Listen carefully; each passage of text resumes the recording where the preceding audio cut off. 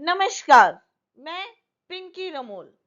तो दोस्तों, आज जो मैं विषय लेके आई हूं वो हिमाचल प्रदेश के लिए राजस्व का हो सकता है नया स्रोत। तो दोस्तों, आज का मेरा विषय है लॉटरी और कैसीनो। दोस्तों, जैसा कि आप सब जानते हैं, हिमाचल प्रदेश कई अन्य राज्यों की तरह वर्तमान में गंभीर वित्तीय संकट का सामना कर रहा है। हाल ही में सरकार ने भांग की खेती को वैज्ञानिक, औद्योगिक और औषधीय उद्देश्य के लिए वैध कर एक सकारात्मक कदम उठाया है। इसी तरह राज्य सरकार को लॉटरी और कैसीनो को भी वैध बनाने पर विचार करना चाहिए ताकि नए राजस्व के स्रोत विकसित किए जा सके। तो दोस्तों, सबसे पहले हमें मालूम होना चाहिए कि लॉटरी होती क्या है। लॉटरी एक ऐसी योजना है जिसमें प्रतिभागी टिकट खरीदते हैं और विजेता का चयन रैंडम ड्रॉ यानी भाग्य के आधार पर किया जाता है। इसे अक्सर सरकारों और धर्मार्थ संस्थाओं द्वारा धन जुटाने के लिए प्रयोग किया जाता है। लॉटरी की पूरी प्रक्रिया को सरकार द्वारा विनियमित किया जाता है ताकि निष्पक्षता और पारदर्शिता सुनिश्चित की जा सके। लॉटरी से जुड़े संवैधानिक प्रावधान।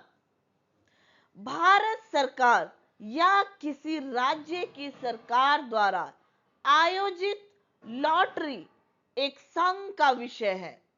यह भारत के संविधान की 7वीं अनुसूची के तहत सूची 1 संघ सूची यूनियन लिस्ट की प्रविष्टि संख्या 40 के अंतर्गत आता है। लेकिन ऐसी लॉटरी की बिक्री पर कर राज्य का विषय है। यह भारत के संविधान की 7वीं अनुसूची की सूची 2 राज्य सूची स्टेट लिस्ट की प्रविष्टि 62 है। लॉटरी विनियमन अधिनियम 1998 और लॉटरी विनियमन नियम 2010 के तहत राज्यों को लॉटरी आयोजित करने और इसे नियंत्रित करने का अधिकार मिला है। हिमाचल प्रदेश में इस विकल्प को वैध बनाने से राज्य को अतिरिक्त राजस्व का एक स्थिर स्रोत प्राप्त हो सकता है। अन्य राज्यों में लॉटरी का महत्व।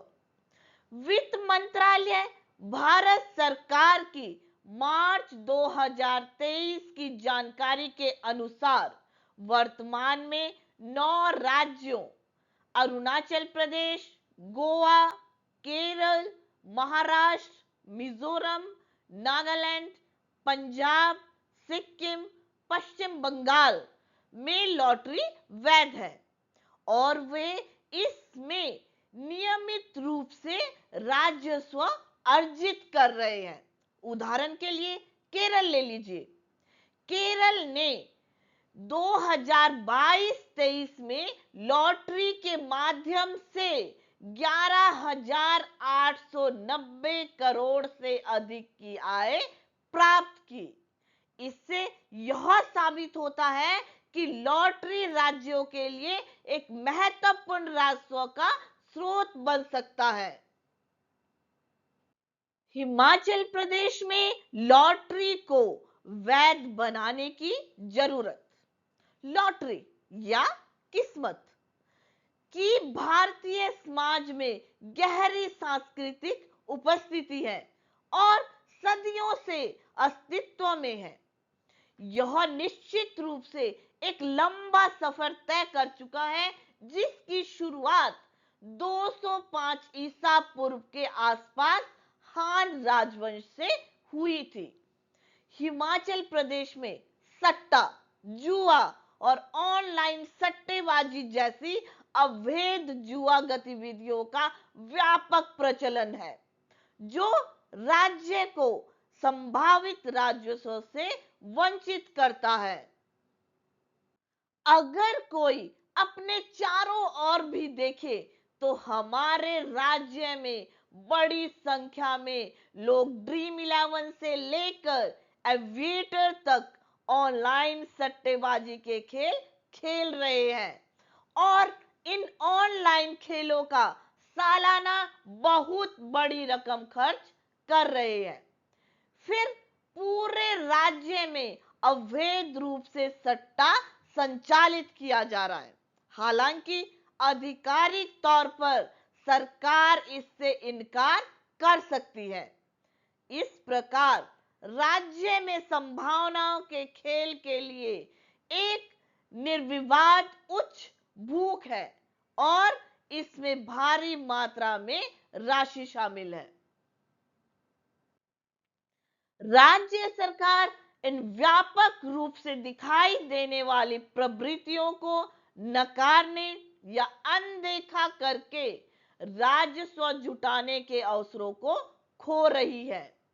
लॉटरी को वैध बनाकर सरकार इस मौजूदा मांग का दोहन कर सकती है और धन को राज्य कल्याण की ओर निर्देशित कर सकती है। लॉटरी को वैध बनाने से न केवल राजस्व उत्पन्न होगा, बल्कि सरकार को इन गतिविधियों को नियंत्रित करने और विनियमित करने में भी मदद मिलेगी, जिससे अवैध प्रथाओं में कमी आएगी। इसी प्रकार यह राज्य में व्यवस्था परिवर्तन लाएगा, जिसका कांग्रेस ने वादा किया था। कैसीनो को वैध बनाने का पक्ष। भारत में केवल 2 राज्यों गोवा और सिक्किम में कैसीनो वैध है। गोवा इसमें सालाना 820 करोड़ से अधिक का राजस्व प्राप्त करता है। पर्यटन से जुड़े कैसीनो राज्य के लिए न केवल राजस्व का एक बड़ा स्रोत है, बल्कि वे विदेशी पर्यटकों को भी आकर्षित करते हैं। हिमाचल प्रदेश में भी पर्यटन गतिविधियों को बढ़ावा देने और राजस्व स्रोतों को मजबूत करने के लिए सरकार को कैसीनो को वैध बनाने पर विचार करना चाहिए। इससे न केवल पर्यटन बढ़ेगा, बल्कि राज्य के आर्थिक विकास को भी गति मिलेगी। पाप कर, सिंटैक्स, लॉटरी और कैसीनो जैसे क्षेत्रों पर लगाए गए करों को पाप कर कहते हैं। इन करों का मुख्य उद्देश्य ऐसे उत्पादों और गतिविधियों को नियंत्रित करना है जो समाज के लिए हानिकारक माने जाते हैं, जबकि साथ ही सरकार को महत्वपूर्ण राजस्व भी मिलता है। पाप कर शराब, तंबाकू और जुए पर लगाया जाता है। कई राज्य अपने बजट घाटे को पूरा करने के लिए पाप करों पर बहुत निर्भर करते हैं। तो दोस्तों, अब जानते हैं निष्कर्ष। हिमाचल प्रदेश में लॉटरी और कैसीनो को वैध बनाने का समय आ गया है। इससे न केवल राज्य को नए राजस्व स्रोत प्राप्त होंगे, बल्कि यह अवैध गतिविधियों पर भी अंकुश लगाएगा। इसके अलावा इनसे होने वाले राजस्व का उपयोग शिक्षा, स्वास्थ्य और सामाजिक कल्याण जैसी परियोजनाओं में किया जा सकता है, जिससे जनता के बीच उनकी स्वीकार्यता बढ़ेगी। राज्य की वित्तीय भलाई के लिए इन संसाधनों का लाभ उठाया जाना चाहिए। यह हिमाचल प्रदेश को देश के अग्रणी राज्यों की श्रेणियों में लाने के लिए एक महत्वपूर्ण कदम होगा। तो दोस्तों, आज का मेरा विषय यही समाप्त होता है। इसी प्रकार की रोचक जानकारियां प्राप्त करने के लिए मेरे चैनल के साथ जुड़े रहिए और मेरे चैनल को लाइक, शेयर और सब्सक्राइब करना ना भूलें। मैं जल्द ही आपके समक्ष फिर से आऊंगी एक नए विषय के साथ। तब तक के लिए नमस्कार, धन्यवाद।